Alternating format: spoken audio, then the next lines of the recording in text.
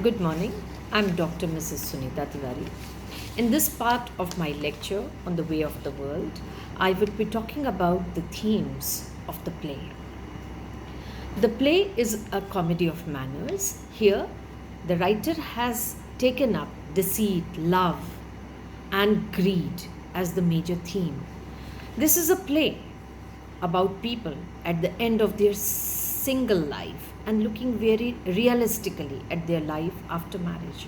As we have discussed in the first part of my lecture, I've discussed that here the play is also talking about what happens after marriage, the relationship, how it turns out.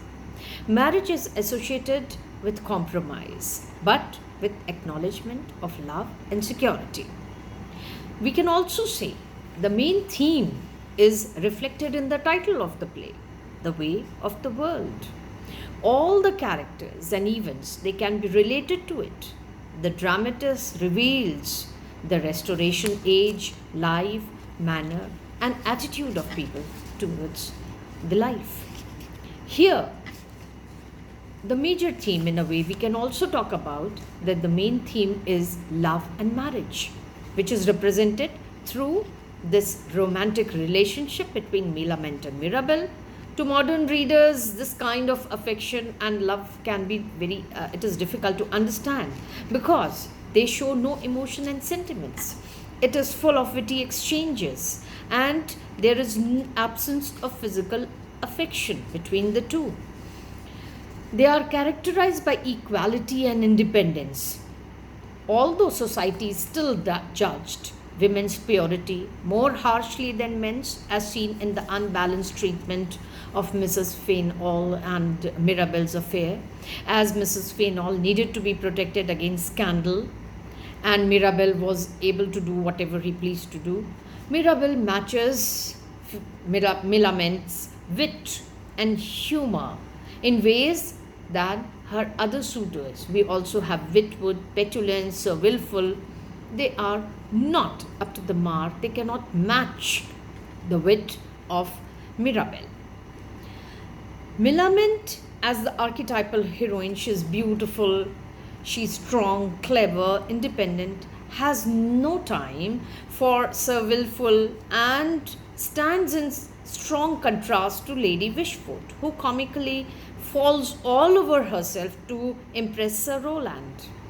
Unlike Mrs. Fainall, who until pressed at the very last moment submits to the demand of the cruel husband, Millamant does not let Mirabel control everything. She lists all the demands before the fashionable husband during this restoration age. A change which she brings about in the Proviso scene, which is very important, and we'll be talking about it in my next lecture. Another very important theme of this play is money and greed. Greed is a very important theme and part of the way of the world. One cannot live without money, but the pursuit of it often corrupts relationship. So in all the characters of the play, we see that there is greed for money. Each makes their own, they make their own decision to earn and protect and steal fortunes from the other. The central conflict, it revolves around Millament's inheritance and how it could be protected through marriage. So Lady Wishfort, she does not agree her marriage to Mirabel, and when Mirabel falls out of her good graces, he has to concoct a complicated plan to earn both the hand of Millamant and to protect her inheritance. We can also, she goes, even Millamant, though she loves Mirabel, she won't marry him without her money. She even goes so far as to get engaged to Sir Wilford, a man who disgusts her to preserve her fortune. We also see greed in the relationship between Fainall and Mrs. Marwood. They play the role of villains here. And what are they trying to do? They are trying to steal what is not theirs. Fainall marries Lady Wishfort's daughter for money. and which he spends on his mistress, that is Mrs. Marwood. And he plans to blackmail Lady Wishford for her fortune and Millamant's inheritance, and threatening to divorce his wife if Lady Wishford doesn't comply, doesn't accept his demands. So, dedication to money with no love present would seem distasteful and unacceptable in this play. Dedication to to love without money would be difficult and impractical given their lives. This is what is presented by the writer over here. Another theme which we find is deceit, and here the style of it. Here, The Way of the World is a play of deceit. All the characters, they are plotting against one another.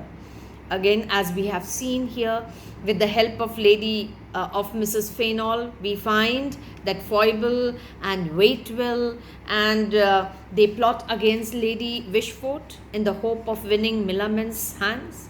Fainall and Mrs. Marwood, they plot against Mirabell and Lady Wishford to secure all the fortune.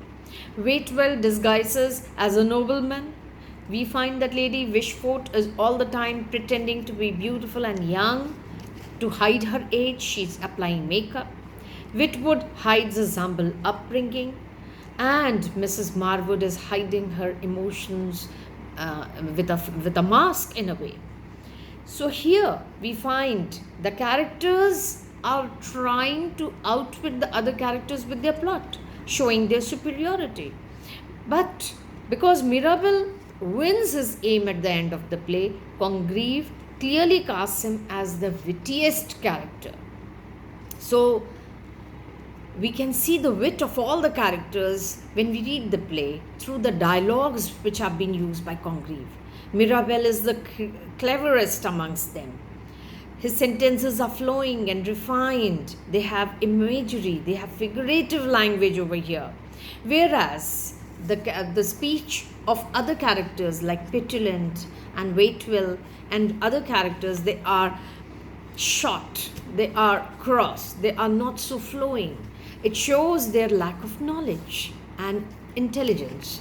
So here, in a way, the major themes used by the writer is marriage, love, money, deceit, and so many things. And in a way, they reflect the title of the play also, The Way of the World, which consists of all these things.